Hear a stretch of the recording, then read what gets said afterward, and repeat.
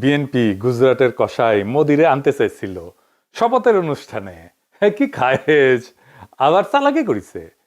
কইছে আমরা সার্কের সব রাষ্ট্রপ্রধানরে ডাকিছি, পাকিস্তানরেও ডাকিছি, মানে ব্যালেন্স করিচ্ছে পাকিস্তান ইন্ডিয়া। হ্যাঁ, মোদি যদি কাটাল রানীকে সঙ্গে করে নিয়ে আসলো নিহিনি, আমরা কেউ মাইন্ড করলাম না নি। একা একা মোদি আসলে ওই দিনই বিক্ষোভ দেওয়া শুরু হইতো তারেক রহমানের প্রধানমন্ত্রিত্ব। যাই হোক, এক দাবরানিতে তামিছে খায়েশ। মোদিরও স্বাদ মিটিল না, বিএনপির আশা পড়িল না। হ্যাঁ, ওই গাইড ধরবি এখন, মোদির স্বাদ না মিটিল, বিএনপির আশা না পুরিল, সকলই ফুরায়ে যায় মা। এই ইলেকশন যে সুষ্ঠু হয় নাই, এটা আজকের টিআইবির জরিপে প্রকাশ হয়েছে। মানে 70টা আসনের মধ্যে 21% আসনের ক্ষেত্রে এক বা একাধিক জাল ভোট হয়েছে। ঠিক আছে, এক বা একাধিক জাল ভোট হয়েছে। আপনারা এইভাবে বুঝতে পারেন, ন্যূনতম একবার জাল ভোট হয়েছে, একবার। ন্যূনতম যখন বলছি তখন একাধিক হতে পারে, দুটো হতে পারে। ভোটের আগে বাক্স ভরা হয়েছে হাসিনার মতো, জাল ভোট দেওয়া হয়েছে হাসিনার মতো, আবার ভোটারদের আসতে ভয় ভীতি দেখানো হয়েছে হাসিনার মতো। হাসিনার আমলের চাইতে কম হয়েছে, এটা ঠিক, কিন্তু সংখ্যাটা তো কম না হয়েছে। তো তাহলে লাভ হইলো কি? ঘুরে মাগুরছে অ্যাং। এই ইলেকশনে কেমনি ইঞ্জিনিয়ারিং করাইতে পারে সেটা নিয়ে আদি একটা প্রেডিকশন দিছিল, সেটা শুনে নিয়ে আগে খুব স্পষ্টভাবে সহজ ভাষায় বলেছিল নির্বাচনে সরাসরি বুথ দখল না কইরাও ভিন্ন কৌশলে ফলাফল পাল্টে দেওয়া সম্ভব। খুব সাধারণভাবে বলা। আগে শুনেন কি কইছিল হাদি। এবার যেহেতু আমলারা সিল মারতে পারবেন না, আপনারা দেখেন এই মানে আমার হয় কি, আমরা যখন সিডাপের মতো একটা ভারী ভেন্যুতে কথা বলি তখন এত থিসিস অ্যান্টিথিসিস সিনথিসিস এরকম বলি যেগুলো জনগণ কানেক্ট করতে পারে কম। হিসেবটা খুব সোজা হলো যে এই প্রত্যেকটা কেন্দ্রে, একটা কেন্দ্রে মিনিমাম 10টা বুথ থাকে। তো আমরা জানি একটা কেন্দ্রে একজন প্রিজাইডিং অফিসার থাকে, কয়েকজন অ্যাসিস্ট্যান্ট প্রিজাইডিং অফিসার থাকে, প্রত্যেক কেন্দ্রে আবার পুলিং অফিসার থাকে, এবং এই সবাই থাকে ওই উপজেলা বা জেলার লোকজন, মেইনলি স্কুলের টিচার, কলেজের টিচার, মাদ্রাসার টিচার, সাথে কিছু ব্যাংকার, এরা এখানে করেন। ব্যাপার হলো আপনারা এটা খুব কমন স্ট্র্যাটেজি, সেটা হচ্ছে যারা আমরা যাদেরকে হেভিওয়েট প্রার্থী বলি মেইনলি, তারা যেটা করেন 5-7 জন ডামি দাঁড় করায় দেন। ডামি প্রার্থী দাঁড় করাই দিলে হয় কি, তার নামে প্রত্যেক প্রার্থীর নামে আবার পুলিং এজেন্ট দেওয়া যায়, মানে তার নামে এজেন্ট দেওয়া যায়। তো ধরেন আমি নিজেও যেহেতু একজন প্রার্থী, তো আমি প্রার্থী হিসেবে আমার কেন্দ্রে প্রত্যেক জায়গায় আমি একজন করে এজেন্ট দিতে পারবো প্রত্যেকটা বুথে। তো আমার এগেনস্টে যিনি আছেন তিনি যদি আরো 5 জনকে দাঁড় করাই দেন এবং 5 জনের এগেনস্টে আরো 5 জন সে এখানে এজেন্ট দিবেন, তারপরে যেটা হবে পুরো বুথের মধ্যে 10 জনের মধ্যে দেখা যাবে 8 জন বনাম আমার একজন। তো আমার একজন তো সে কুলাই উঠতে পারবে না। এরপর ওইখানে সরকারি যে কর্মকর্তা থাকবে সে তো স্কুল টিচার ভাই, সে তো আসমান থেকে নাজিল হয় না, সে ওখানে আসছে একদিনে চাকরিটা করে হয়তো ওই দিন দায়িত্ব পালন করে 3-4 হাজার টাকা পাবে। এখন যেহেতু সেই ওই স্কুলে আবার চাকরি করা লাগবে, তার কোনো শক্তি নাই ওইখানে যারা দখল করতেছে তাদেরকে বাধা দেয়া, কারণ সে স্কুলেও ফিরতে পারবে না, কলেজেও ফিরতে পারবে না। শুনিছেন তো? নির্বাচন কমিশনের শুনে নাই, শুনিছে করে নাই কেন? নির্বাচন কমিশনের উচিত ছিল না এটা আমলে নেওয়া, আমলে নিয়ে ব্যবস্থা নেওয়া, সেটা হয় নাই। যাই হোক, গত ভিডিওতে আমি জামাত এনসিপির সম্মিলিত ভোট 35% বলছিলাম, এটা ঠিক আছে, কিন্তু এটার সাথে তো আবার খেলাফত মজলিস, এবি পার্টি, অলি আহমেদের দলের ভোট যুক্ত হবে, তাই না? তাইলে এটা 38.5% হয়। এটা আমাদের জোটের ভোট, এটা হেলাফেলা করার সংখ্যা না। তার মানে আমরা ভোট পাইছি 38.5% আর বিএনপি 51%, তফাৎ 12%। আমাদের এই 38.5%টাকে আমাদের 45%-এ নিয়ে যেতে হবে। এখন প্রশ্ন হইতেছে কেমনে?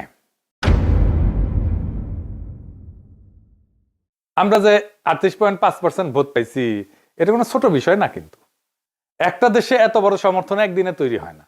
শুধু আমাদের ভোট বাড়ালেই চলবে না, আমাদের ভোট রক্ষা করতে হবে। এর জন্য একটা সমন্বিত একটা পরিকল্পনা লাগবে। পুরা পরিকল্পনা এক এপিসোডে দেওয়া যাবে না। তাও আজকে কিছু গুরুত্বপূর্ণ কৌশলের কথা আলাপ করব। আমি আগে মেলা স্ট্র্যাটেজি গলে কয়ে দিছি জামাত এনসিপি রে, কয়টা নিচে আপনারাই জানেন। আমি একটা এক্সাম্পল দিই। আমি কইছিলাম পাড়ায় মহল্লায় চাঁদাবাজি প্রতিরোধ কমিটি তৈরি করতে। এটা করলে বিএনপির বাইরে সব শক্তিকে পাড়া মহল্লা লেভেলে অর্গানাইজ করে ফেলা যেত, তাদের একটা পলিটিক্যাল কাজ দেওয়া যেত, যেটা সামাজিকভাবে গুরুত্বপূর্ণ, রাজনৈতিকভাবেও গুরুত্বপূর্ণ। ইউনিটিটা স্ট্রং হইতো। তারা জানতো কে কোথায় চাঁদাবাজি করে, তারা জানতো কার কোথায় শক্তি, তাদের নিজেদের কোথায় শক্তি। এটাই নির্বাচনী ইউনিট হিসেবে কাজ করতে পারতো। পাত্তাই দেয় নাই, কানেও তুলে নাই। চাঁদাবাজিকে একটা ন্যাশনাল পলিটিক্যাল ইস্যু বানায় ফেলা যাইতো, করে নাই। হ্যাঁ, করেন না, কিন্তু আমি তারপরেও কয়া যাই, কারণ হইতেছে কি যে এটা তো অনেকে শুনবে, জানবে যে এটা একটা পথ ছিল, রাস্তা ছিল।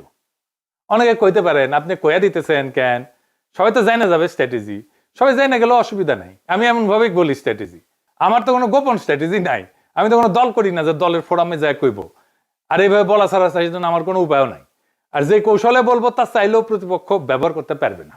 মানে আমি যদি বলি আমি একটা ম্যান্ডোলিন বেজে ভোট চামু, এটা সবাই পারবি? হ্যাঁ, পারবি না। হ্যাঁ, আমি যে এককালে ম্যান্ডোলিন বাজালাম তা জানেন না, জানেন না? ও তাই নাকি? আচ্ছা দেখেন,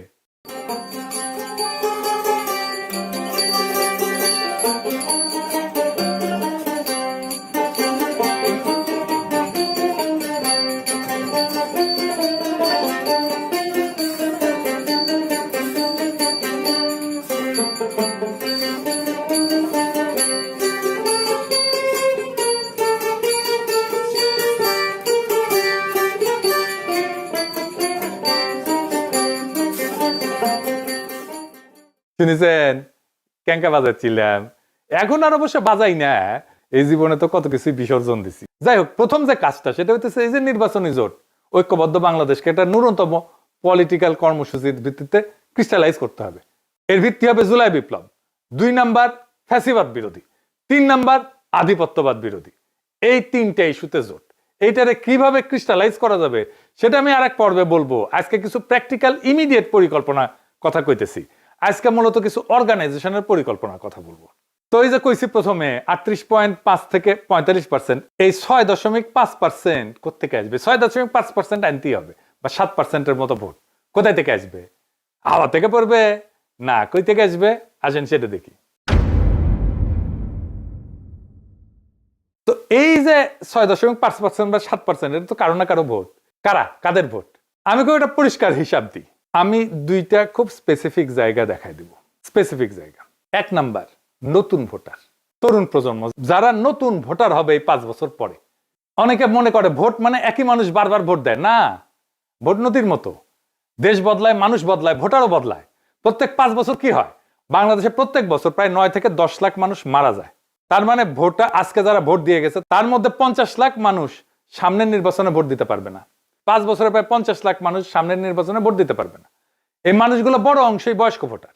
একই সময় নতুন ভোটার তালিকায় ঢোকে, কিছু ভোটার বাইরে যায়, মারা যায়, কিছু নতুন ভোটার তালিকায় ঢোকে। প্রায় 45 থেকে 65 লাখ তরুণ, কারণ আমাদের মৃত্যুর হার হচ্ছে জন্মহার বেশি। তার মানে কি দাঁড়াইলো, 5 বছরে প্রায় 50 লাখ পুরনো ভোটার কমে যাবে, আর 50 থেকে 60 লাখ নতুন ভোটার ঢুকে পড়বে। মোট সংখ্যা খুব বেশি বাড়বে না, কিন্তু ভোটারদের চেহারা বদলে যাবে, ডেমোগ্রাফি বদলে যাবে, চিন্তা বদলে যাবে। এই পরিবর্তনটাই সুযোগ। যেই দল পুরনো সমর্থকদের ধরে রাখার রাজনীতি করে সে ধীরে ধীরে ছোট হয়ে যায়। যে দল নতুন ভোটারের মন জয় করতে চায় সে ভবিষ্যৎ দখল করে ফেলে। এন্ড হিসাবটা দেখেন, আমাদের হিসাব আছে 38.5%, আমাদের দরকার 45%। এই 6.5% তো বাড়াইতে হবে। মানে দেশে যদি মোট ভোটার 8 থেকে 9 কোটি হয়, তাহলে 6.5% মানে 50 থেকে 60 লাখ ভোট। এই সংখ্যাটা শুনে বড় মনে হয়, কিন্তু বাস্তবতা দেখেন প্রত্যেক 5 বছরে এই নতুন ভোটার ঢোকে 50 লাখের মতো। তার মানে নতুন ভোটারদের বড় অংশটাকে যদি আমরা ধরতে পারি, 6.5% পাওয়া এটা অসম্ভব না। তাহলে কি করতে হবে? কলেজ বিশ্ববিদ্যালয়ে শক্ত সংগঠন গড়ে তুলতে হবে। আমাদের তো আছেই কলেজ বিশ্ববিদ্যালয়ে, আমাদের সংগঠন শক্ত। ছাত্র সংসদ নির্বাচন দাবি করতে হবে, এটা গুরুত্বপূর্ণ। সমস্ত কলেজ বিশ্ববিদ্যালয়ে এখন ছাত্র সংসদ নির্বাচন হইতে হবে। তরুণদের জন্য আলাদা কর্মসূচি লাগবে, সোশ্যাল মিডিয়ায় শক্ত উপস্থিতি লাগবে। শুধু ফেসবুক না, শুধু ইউটিউব না, আরো অনেক সোশ্যাল মিডিয়া আছে, ইনস্টাগ্রাম আছে, টিকটক আছে, এই সব জায়গাতে উপস্থিতি বাড়াইতে হবে। তরুণদের ভোট যদি 2 থেকে 3% বাড়াইতে পারে তাহলে কিন্তু গেম চেঞ্জ হয়ে যাবে। আমাদের শিবিরের মতো একটা শক্তিশালী ছাত্র সংগঠন আছে, এনসিপির মতো তরুণদের দল আছে, তারা তরুণদের টানবে। তরুণরা অ্যান্টি স্ট্যাবলিশমেন্ট হয়, আর আমরা তাদেরকেই টার্গেট করব। আমরাই সবচেয়ে ভালো অবস্থানে আছি তরুণদেরকে অ্যাট্রাক্ট করার জন্য, বিএনপি না। 2 নাম্বার, হতাশ মানুষ। কিছু মানুষ এখন বিএনপি শাসন দেখে হতাশ হবে, প্রতিহিংসা দেখে হতাশ হবে, চান্দাবাজি ধান্দাবাজি দেখে হতাশ হবে, সন্ত্রাস দেখে হতাশ হবে। কিছুদিন পরে ইকোনমির অবস্থা তো জয় বাংলা হয়ে যাবে, জিনিসপত্রের দাম বাড়বে। আগেই কয়ে রাখলাম, আবার এর জন্য আমার দোষ দিয়েন না। সরকার তার খরচার জন্য টাকা ছাপাইতেছে ঋণ করিয়া। এই যে রমজান আসতেছে, আপনি দেখেন জিনিসপত্রের দাম কেমনে পাগলা ঘোড়ার মতো বাড়তে থাকে। ডলারের দাম বাইরে গেছে, ডলার প্রতি 1 টাকা। এই ইলেকশনের পরপরই দামও অলরেডি বাইরে গেছে জিনিসপত্রের। দেখেন খেসারি ডাল আগে ছিল 85 থেকে 90 টাকা কেজি, এর বাইরে 100 টাকা হয়েছে। পেঁয়াজ 50 টাকা থেকে 60 টাকা হয়েছে, দেশি রসুন 90-100 টাকা থেকে 120 টাকা হয়েছে, পাইকারি পর্যায়ে সোয়াবিন তেল লিটার প্রতি 185 থেকে 95 টাকা হয়েছে, আর পামেল বিক্রি হয়েছে 155 থেকে 165 টাকা লিটারে। পেঁয়াজের দাম বাড়ছে, মাংসের দাম বাড়ছে। এই প্রসঙ্গে এটা মৌলানা ভাসানীর কৌতুক মনে পড়ে গেল। আমি মনে হয় আগে কইছিলাম এই কৌতুকটা, যদি না শুনে থাকেন তাহলে শুনেন। তো মৌলানা ভাসানী বক্তৃতা দিচ্ছে, তার পাশে বসে আছে মশিউর রহমান জাদু মিয়া। জাদু মিয়া কিন্তু জিয়াউর রহমানের সরকারে ছিল, মন্ত্রী ছিল, উপদেষ্টা ছিল, জিয়াউর রহমানের সেকেন্ড ম্যান ছিল বলতে পারেন, ন্যাপের মশিউর রহমান জাদু মিয়া। ওনার মেয়ে আবার এখন বিএনপি করে, মশিউর রহমান জাদু মিয়ার মেয়ে। তো মৌলানা ভাসানী বক্তৃতা দিতেছে, জ্বালাময়ী বক্তৃতা দিতেছে, চালের দাম বাড়ছে, তেলের দাম বাড়ছে, ডাইলের দাম বাড়ছে, মদের দাম বাড়ছে কিনা কইবার পারব না, জাদু মিয়া কইবার পারবো, বুঝছাও? মানে জাদু মিয়া নাকি ছিল আর কি হিসেবে প্রচুর একটা সিস্টেমের মধ্যে বেস্ট অফ বেস্ট ছিল আর কি, জানা যায়। ও আচ্ছা আচ্ছা, আর একটা কথা কয়ে রাখি আপনাদের, যারা শেয়ার মার্কেটে বিনিয়োগ টিনিয়োগ করেন তাদের কই, করেন নাকি অনেকে? হ্যাঁ, এটা বুদ্ধি শিখে দেব, টেকা টেকা কলে পাইবেন। হ্যাঁ, লাভ করতে চান যদি আমি কয়ে দিই, তবে কন্ডিশন আছে, আমার কলে 10% দেওয়া লাগবে, বুঝছাও? লাভের দুই ভাবে লাভ করতে পারবেন। ইলেকশনের পরে যে দল জিতে তাদের সাথে রিলেটেড কোম্পানিগুলোর শেয়ারের দাম ইউজুয়ালি বাড়ে। এখন বাড়বি, আপনি খুঁজে দেখেন, যেমন ধরেন ঢাকা ব্যাংক বাড়বি, ন্যাশনাল ব্যাংক বাড়বি, মুন্নু গ্রুপের বাড়বি, আরো কি কি আছে খুঁজে দেখেন। এইগুলা শেয়ারের দাম ধাই করে বাড়বি কয়েকদিন। হ্যাঁ, শেয়ার থাকলে, এদের শেয়ার থাকলে বেঁচে দেন, ক্যাশ করে ফেলেন। আর জামাতের কোম্পানিগুলোর শেয়ার কমবি, ধাই করে কমবি। কি আছে? ইসলামী ব্যাংক আছে, ইবনে সিনা আছে, এইগুলো আর কি কি বা আছে দেখেন, খুঁজে দেখেন আর কি, ধাই করে কমবে। আপনি শেয়ার মার্কেটে যাই খোঁজ নেন, আমার কথা সত্য কিনা আমি না দেখেই কইলাম। তো যেগুলো কমবি সেগুলো শেয়ার এখন কিনে রাখবেন। জামাতের কোম্পানিগুলো শেয়ার, ইসলামী ব্যাংকের, ইবনে সিনা শেয়ার, বিএনপি কোম্পানি এই যে বেরিয়েছে এটা বেশি দিন থাকবে না, জামাতের কোম্পানিগুলো কমাও বেশি দিন থাকবে না। মাঝখান থেকে আপনার লাভ আমার কমিশন কলে দিয়েন কলে, বেশি না 10%। আর কারা হতাশ হবে? ক্ষুদ্র ব্যবসায়ী, হকার, দোকানদার, এদের উপরে প্রথম চাঁদাবাজেরা টার্গেট করে। এরা বিরক্ত, বিব্রত অবস্থায় থাকে, অসহায় অবস্থায় থাকে। এদের মধ্যে সংগঠন এবং প্রচারণা তৈরি করতে হবে, তাইলে দেখবেন আপনি দ্রুত জনমতকে অর্গানাইজ করে ফেলতে পারছেন। এবার আসেন আলাপ করি কিছু জায়গায় সংগঠন নাই যেখানে সংগঠন করা নিয়ে এটা খুব জরুরি জায়গা।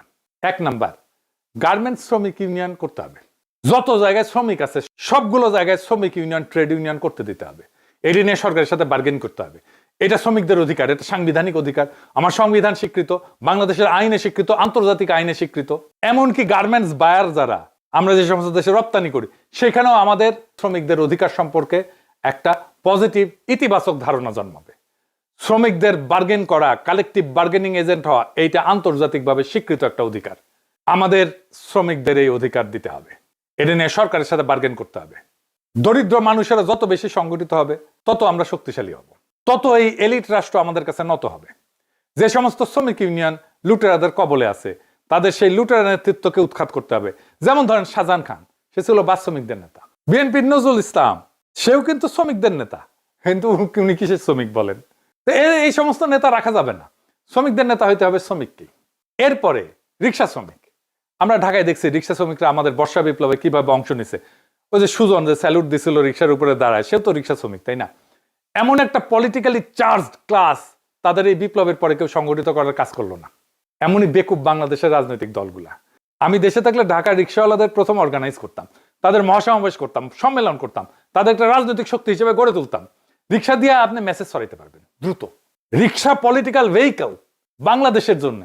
আর ঢাকা শহরের রিক্সা সংগঠন, হকারদের সংগঠন, ক্ষুদ্র ব্যবসায়ীদের সংগঠন আপনার হাতে থাকলে আপনি ঢাকার রাজা। দাবরানি দিয়া চান্দাবাজ ধান্দাবাজদের উড়াই দিতে পারবেন। সরকার কাঁদবে। এই রিক্সাওয়ালা দিয়ে কি করা যায়, এটা অনেকভাবে কাজ করা যায়, শুধু পলিটিক্যালি না। আমি বলি, আমি মার্কেটিং এ বিজনেসেও কাজ করেছি। মজার একটা গল্প আছে, শুনবেন? আজ বলি, আসেন শুনে। আপনাদেরকে জানা আছে কিনা যে আমি কলে দরবেশ বাবার বেক্সিমকো ফার্মায় কাজ করেছি। জানেন, ওইখানে আমার মাহমুদ ভাইয়ের সাথে পরিচয়, মাহমুদুর রহমানের সাথে। তখন তিনি শাইনপুকুর সিরামিক্সের এবং হাউজিং ছিল ওটার এমডি। যাই হোক, এই বেক্সিমকোতে আমি আপনাদের পরিচিত বেশ কয়েকটা ব্র্যান্ড নিয়ে আপনারা চেনেন, এই নামগুলো জানেন, ওষুধের ব্র্যান্ড কাজ করছি, প্রোডাক্ট ম্যানেজার ছিলাম। যেমন ধরেন নাপা। হ্যাঁ, এই নাপা নাম হইলো কেমনে জানেন? জানেন না? NAPA, প্যারাসিটামলের কেমিক্যাল নাম আছে। এন অ্যাসিটাইল প্যারা অ্যামাইনোফেনল, এই প্রথম অক্ষর নিয়ে নাপা, এন এর এন, অ্যাসিটাইলের এ, প্যারার পি, আর অ্যামাইনোফেনলের এ, এই দিয়ে নাপা। তারপরে অ্যারিস্টোভিট বি, অ্যারিস্টোভিট এম, ওইগুলো আমার প্রোডাক্ট ছিল। আর একটা প্রোডাক্ট ছিল, এখন হয়তো চলে, কিন্তু আমাদের সময় আমরা যখন ছিলাম প্রোডাক্ট ম্যানেজার, ওই সময় ওইটা নাম্বার 1 প্রোডাক্ট ছিল দেশের, শুধু বেক্সিমকোর না, দেশের, আমাদের নিওসেপটিনার গ্যাস্ট্রিকের ওষুধ। এটার মার্কেটিং হয়েছে কেমনে জানেন? রিক্সা দিয়ে মার্কেটিং হয়েছে। কেমনে জানেন? ফার্মাসিউটিক্যাল কোম্পানির যে মেডিকেল রিপ্রেজেন্টেটিভ থাকে না, ওরা মোটরসাইকেল করে ডাক্তার ভিজিটার্স দেখেছেন না? ডাক্তারের চেম্বারের সামনে থায় ঠায় মোটরসাইকেল, হাসপাতালের সামনে থায় ঠায় মোটরসাইকেল, দেখেছেন না? তো ইনস্ট্রাকশন দেওয়া ছিল মেডিকেল রিপ্রেজেন্টেটিভদেরকে যে একদিন রিক্সা নিয়ে কাজ করতে হবে, মানে ডাক্তার ভিজিটে যাইতে হবে মোটরসাইকেল ছাড়া। আগে কলে দিন চুক্তিতে রিক্সা পাওয়া যেত, কিন্তু ওই সময় আমরা শর্ত দিছিলাম যে দিন চুক্তিতে রিক্সা যাওয়া যাবে না, সারাদিন আলাদা আলাদা রিক্সা নিতে হবে। রিক্সায় উঠা রিক্সাওয়ালার সাথে আলাপ জুড়তে হবে, কই খায়, কোথায় থাকে, কোথায় কোথায় যায়, খায় কোথায়, কখন খায়। তো আমাদের তো জাতীয় অসুখ 3টা, জানেন তো? জানেন না? 3টা জাতীয় অসুখ, গ্যাস্ট্রিক, আমাশা, কুরকুরানি। তো আলাপ শুরু করার পরে তার যে গ্যাস্ট্রিকের সমস্যা সেটা বের হয়ে যেত। রিক্সা থেকে নামার টাইমে ভাড়ার টাকা দেওয়ার সাথে সাথে এক স্ট্রিপ ওই নিওসেপটিনার হাতে ধরে দিত রিপ্রেজেন্টেটিভ, বলতো এটা খায় দেখেন, দিনে 2 বার, সকালে আর রাত্রে, দেখেন কেমন লাগে, কেমন কাজ হয়। রিক্সাওয়ালা খাইতো, ভালো হইতো, মুখে মুখে ছড়াইতো। তখন এটা দাই দাই দাই দাই করে বাংলাদেশের সর্বোচ্চ বিকৃত পণ্য হইয়া গেল এটা নিওসেপটিনার। অনেকে আবার উচ্চারণ করতে পারতো না, কইতো নিওসেপটিপিন, ওষুধের দোকানে যাই কত নিওসেপটিপিন আছে। তো এই রিক্সাওয়ালাদের সংগঠন বানাইতে হবে। আবার রিক্সাওয়ালার সংগঠন বানাইতে যে জামাত বা এনসিপির অঙ্গ সংগঠন বানায়েন না, পিওর গণসংগঠনের রূপ দেন। মুশকিলটা হইতেছে জামাতের শ্রমিক কল্যাণ আছে একটা সংগঠন, সেটা আবার জামাতের অঙ্গ সংগঠন। এনসিপিরও তাই, অঙ্গ সংগঠন আর গণসংগঠন আলাদা জিনিস। তাহলে গণসংগঠন আর অঙ্গ সংগঠনের মধ্যে আলাদা কি বিষয়টা, এটা একটু বুঝে দেখি। হ্যাঁ, অঙ্গ সংগঠন হইতেছে রাজনৈতিক দলের একটা ছায়ারূপ ওই সেক্টরের মধ্যে। ধরেন ছাত্রদের মধ্যে বিএনপির ছায়ারূপ হইতেছে ছাত্রদল, ছাত্রদলের কাজই হইতেছে বিএনপির যা কর্মসূচি সেটাকে বাস্তবায়ন করা। কিন্তু গণসংগঠন হইতেছে এটা ছাত্রদের নিজস্ব সংগঠন, একদম ছাত্রদের মধ্যে থেকে তৈরি হয়েছে। যেমন ধরেন ছাত্র অধিকার পরিষদ, এটা ছাত্রদের মধ্যে থেকে তৈরি হয়েছে। ছাত্র শক্তি নাহিদদের যে দল ছিল, এটা ছাত্রদের মধ্যে থেকে তৈরি হয়েছে। এইটার উপরে কোনো ফাদার অর্গানাইজেশন ছিল না রাজনৈতিক দলের। এইগুলো হইতেছে গণসংগঠন, জনগণের সংগঠন, ছাত্রদের দাবি নিয়ে কাজ করে। রাজনৈতিক দলের সাথে কথাবার্তা হইতে পারে, তার সাথে ঐক্য হইতে পারে, রাজনৈতিক দলের লোকেরা ওই গণসংগঠনের মধ্যে কাজ করতে পারে, কিন্তু ওইটা গণ হিসাবেই থাকবে। এটা এই দলের অঙ্গ সংগঠন না, রাজনৈতিক দলের অঙ্গ সংগঠন না, কারো পাঁচাটা সংগঠন না, তার নিজস্ব স্বাধীন সিদ্ধান্তে সে কাজ করে। এইভাবে রিক্সাওয়ালাদের সংগঠনকে জামাত বা এনসিপির অঙ্গ সংগঠন বানায় না, পিওর গণসংগঠনের রূপ দেন। সবাই কাজ করেন ওর মধ্যে, সবাই মিলে কাজ করেন, সবাই মিলে সংগঠনটা তৈরি করতে হেল্প করেন, কিন্তু আপনার ইডিওলজি, আপনার আদর্শ, আপনার রাজনৈতিক আদর্শ, আপনার রাজনীতি ওইটার উপরে চাপাই দিয়েন না। তাদের বাস্তব জীবনের সংকট নিয়ে তারা সংগঠিত হবে। যেমন ধরেন লাইসেন্সিং, রিক্সার গ্যারেজের ভাড়া, রিক্সা শ্রমিকদের জন্য পরিষ্কারভাবে আইন নাই, বাস্তবে কার্যকর হয় না। অনেক শ্রমিক রিক্সা কেনার জন্য উচ্চ সুদে ঋণ নিতে বাধ্য হয়, তাদেরকে সহজ শর্তে সুদমুক্ত ঋণের ব্যবস্থা করা। রিক্সা শ্রমিকের জন্য কোনো ধরনের সামাজিক নিরাপত্তা নাই, তাদের কোনো চিকিৎসার ফ্যাসিলিটি নাই। এইগুলোই হবে দাবি। এইবার নারী প্রশ্ন, নারী প্রশ্ন নিয়ে নির্বাচনের সময় আমাদের প্রতিপক্ষ আক্রমণ করে আমাদের নাস্তানাবুদ করতে চাইছে। জামাতের নারী সংগঠন সবচেয়ে বড়, তারা ইলেকশন টাইমে নারীদের যত বড় মিছিল করিছে দেখেছেন না? দেখেন দেখেন, না দেখে থাকলে দেখেন।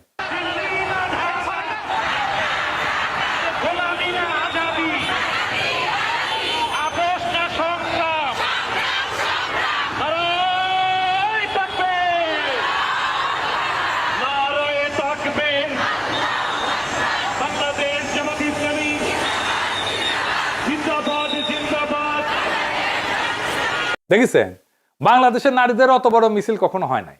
তাও হাতে গোনা কিছু তথাকথিত নারীবাদী, যাদের বাংলাদেশের মানুষ নারীবাদী বলে, তারা আমাদের দাবরানির উপরে রাখে। তারা নারীবাদী কারা জানেন না? জানেন না? ও দেখেন না? আমি তো দেখেছিলাম, আবার দেখেন এডিটর সাহেব, দেখে দেন গানটা, না দেখে দেন, মিথ্যে না দেখেন, বেশি দেখেন না।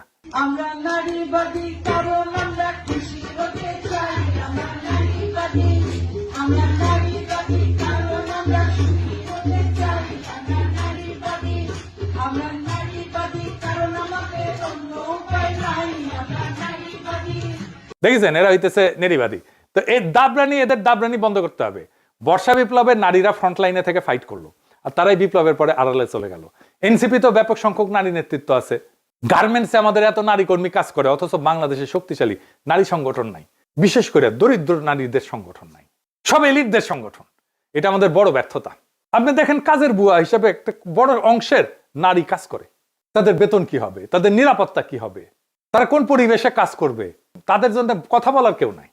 এটা আমাদের বড় ব্যর্থতা। আমাদের দ্রুতই নারী সংগঠন গড়ে তুলতে হবে, এবং দরিদ্র নারীদের সংগঠন, দক্ষিণ এশিয়ার সবচেয়ে বড় নারী সংগঠন আমরা গড়ে তুলতে পারি। আমাদের এখনই একটা জাতীয় নারী সমাবেশের নারী কনভেনশন করে জাতীয় নারী সংগঠন গড়ে তুলতে হবে। নারী নেতৃত্বকে প্রাতিষ্ঠানিক রূপ দিতে হবে, যেটা প্রো জুলাই, যেটা প্রো বাংলাদেশ, যেটা আগ্রাসন বিরোধী, যেটা ফ্যাসিবাদ বিরোধী, প্রো পোর, দরিদ্র বান্ধব। এটাকেও গণসংগঠনের রূপ দিতে হবে। কোন ইডিওলজিক্যাল বা রাজনৈতিক দলের অঙ্গ সংগঠন করা যাবে না। আজকে বললাম আমাদের সম্ভাব্য কৌশলের প্রথম পর্ব। এর পরের পর্বে আমাদের আরো গভীর সাংগঠনিক প্রস্তুতির বিষয়ে আলাপ করব। এরকম আমি 4টা এপিসোড করব, আজকে প্রথম এপিসোড। তো এই যে 38.5%, এটা কোনো শেষ না। 38.5% হলো শুরু। এই দেশে 38.5% মানুষ পরিবর্তন চাইছে। এটা ছোট না, এটা অনেক বড় অর্জন। এটা প্রমাণ করে একটা শক্তিশালী বিকল্প, রাজনৈতিক বিকল্পের মধ্যে তৈরি হয়েছে। ভোট কিন্তু স্থির না, ভোট বদলায়, প্রজন্ম বদলায়, অর্থনীতি বদলায়, মানুষের প্রত্যাশা বদলায়। যেই দল সংগঠন করে সেই দল টিকে, যে দল মানুষের বাস্তব জীবনের পাশে দাঁড়ায় সে দল বাড়ে। আমাদের কাজ এখন উত্তেজনা না, আমাদের কাজ কাঠামো, আমাদের কাজ শৃঙ্খলা, আমাদের কাজ মানুষের আস্থা অর্জন। 38.5কে 45% করা অসম্ভব না, খুবই সম্ভব। আমি হিসাব করে দেখাই দিলাম, কিন্তু সেটা হবে স্লোগানে না, সংগঠনে, হতাশায় না, ধৈর্যে, অভিযোগে না, বিকল্প দিয়া। আজ যারা ক্ষমতায় আছে তারা সরকার চালাবে, ধান্দা করবে, টাকা পয়সা কামাবে, এবং পাবলিকে বিরক্ত হবে তাদের উপরে। আর আমরা কাজ করব মাঠে, বাজারে, মানুষের কাতারে। 5 বছর পরে একটাই প্রশ্ন হবে। সেই প্রশ্নটা এইটা না যে কে বেশি চিৎকার করছে, বরং প্রশ্নটা এইটা হবে কে বেশি সংগঠন করছে, কে মানুষের কাছে বেশি গেছে, কে মানুষের পাশে ছিল, কে মানুষের দুঃখের কথা বলছে, কে মানুষের কষ্টের কথা বলছে। সেটাই হবে বাংলাদেশের প্রকৃত ভবিষ্যৎ, সেটাই হবে বাংলাদেশের প্রকৃত আজাদি। ইনকিলাব জিন্দাবাদ, গোলামি না আজাদি, আজাদি আজাদি।